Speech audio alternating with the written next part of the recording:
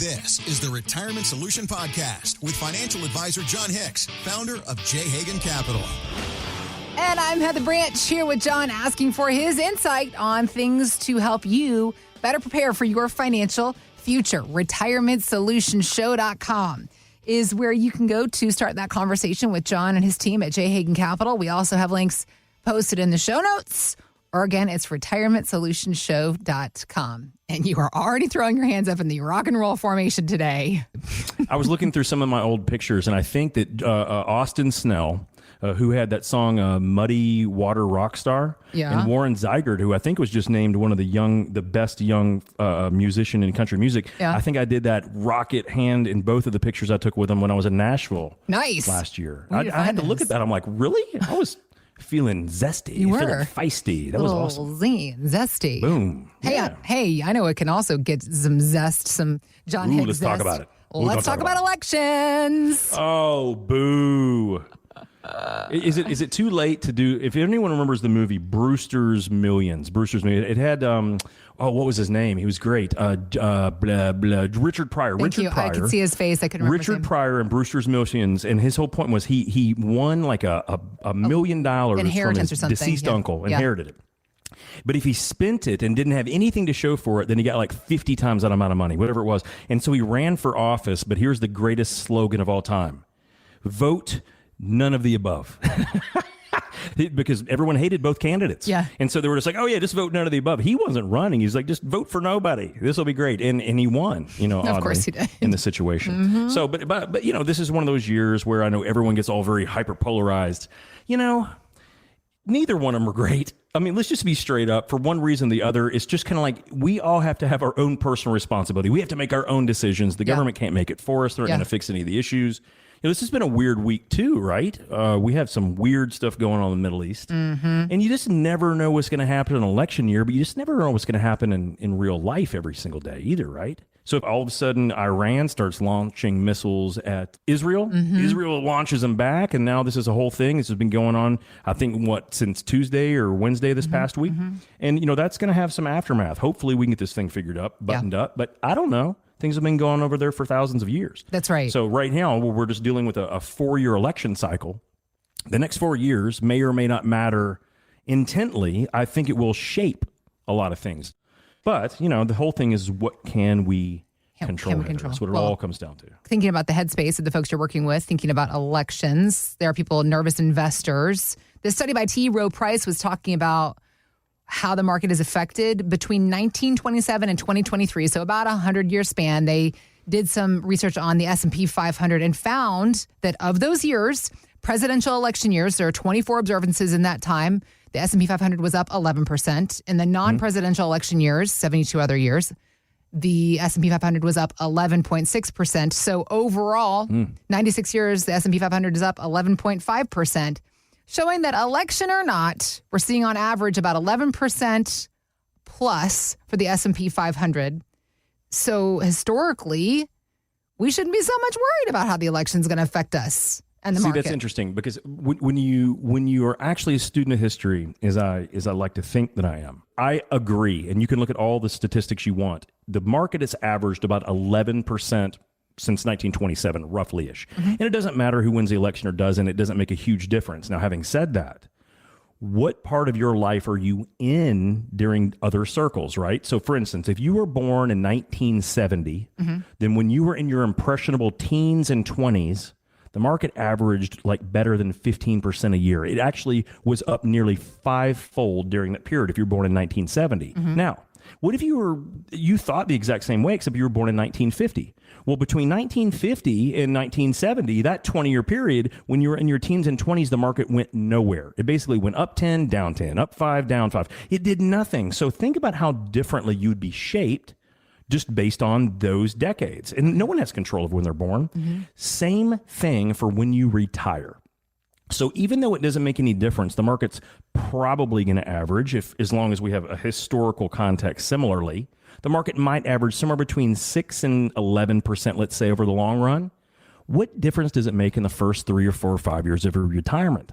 Well, see, if you look at study after study, Heather, it completely states that if you lose money in the beginning of your retirement, you can actually run out 3 or 4 times faster. In some situations, if you lose too much in the beginning of your retirement, you can actually never recover because you have to still pull out money to live in retirement. Right, so when I'm seeing these statistics that say, hey, it doesn't really matter what happens in the presidential election cycle, the market averages around 11.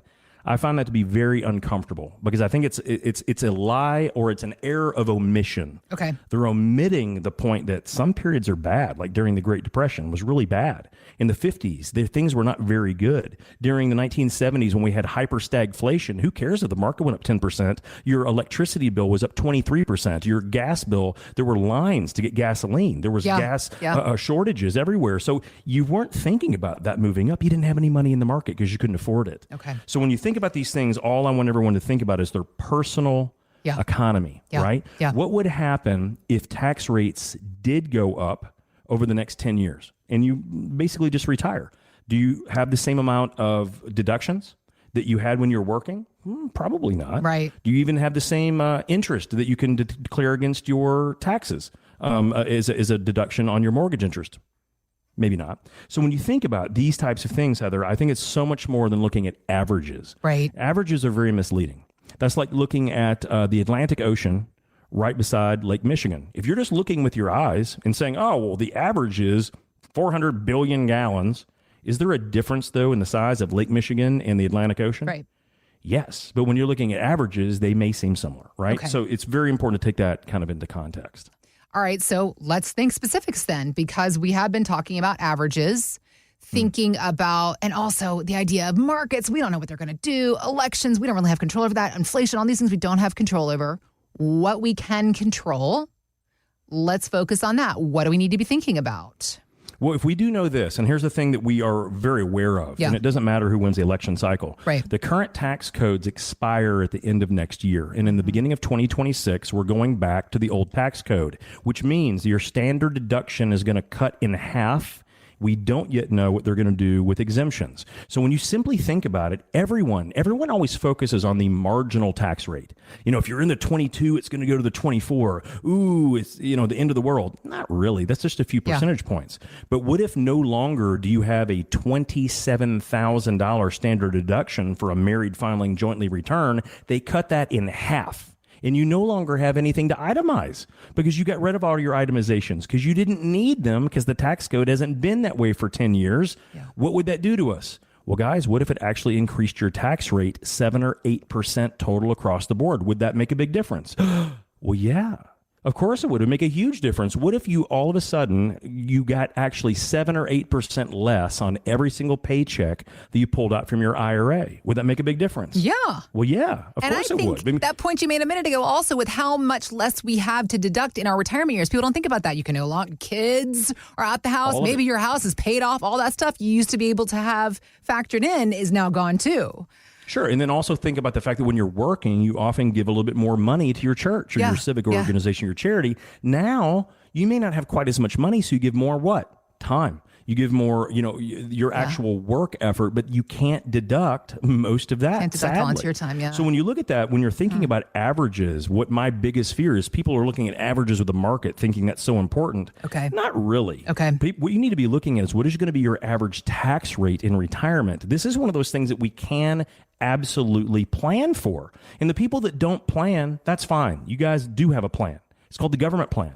When they go broke, not if, when they go broke, they will pull you down with them because they're going to keep pulling more money out of your pockets to make up for the fact that people that plan well are planning to pay the government less legally, honestly, and ethically. It's in the tax code for a reason. So one of the things I want us to think about is don't think about average returns, whoever wins. Think about what we know won't change. The tax code, they're not going to initiate. Even if Trump does win, even if the Republicans have a sweep, some people have said that. Let's put that into play. Can they extend this tax break the way that they currently have it? In my mathematical opinion, absolutely not, for one simple reason.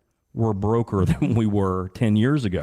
And now if we have more fighting in the Middle East, we don't know if Putin's going to stop anytime soon. We don't know what's going to happen in Ukraine. We have no idea if China is going to keep playing war games or if they're actually going to have real war with us. We still don't know all those things. It's less about the president and more about the precedent of what's going on around us. And we can plan for that, but we have to start today. Taking control of what you can control, understanding average tax rates in retirement, how they could affect your overall retirement income. There is some math that's involved here, but you do not have to look at math like a four-letter word. John Hicks has lots of education. How many master's degrees do you have? 3? You just can't. You're such a nerd. I spent a lot of time in evil schools. You're such a nerd. Things. I am. You're such a nerd. My wife gripes because I don't wear the pocket protector anymore. It's what led her to me in the very beginning of our relationship, I think. Listen, I like my financial advisors nerdy. I like my chefs with a little bit of a belly. That's just, just be your own best marketer. RetirementSolutionsShow.com is our website and where you can start the conversation with John and his team at J. Hagan Capital, getting to work on these own situations, areas, and items within your retirement savings plan. We also have links posted in the show notes, or find us anytime. RetirementSolutionsShow.com. Thanks for listening to the Retirement Solution Podcast with John Hicks. Begin the conversation about your savings plan with John and the team at J. Hagan Capital by visiting RetirementSolutionRadio.com. Be sure to listen to John's radio show, The Retirement Solution, Saturdays at 8 a.m. and Sundays at 9 a.m. on News Radio 840 WHAS. J. Hagan Capital Inc. is not licensed in all 50 states. To find out if J. Hagan Capital Inc. is licensed in your state, please call 502-690-5635. J. Hagan Capital Inc. is not affiliated with nor endorsed by the Social Security Administration or any other government agency. It does not provide legal or tax advice. Annuity guarantees rely solely on the financial strength and claims-paying ability of the issuing insurance company. By contacting us, you may be provided with information about insurance and annuity products offered through J. Hagan Capital. National license number 1882794.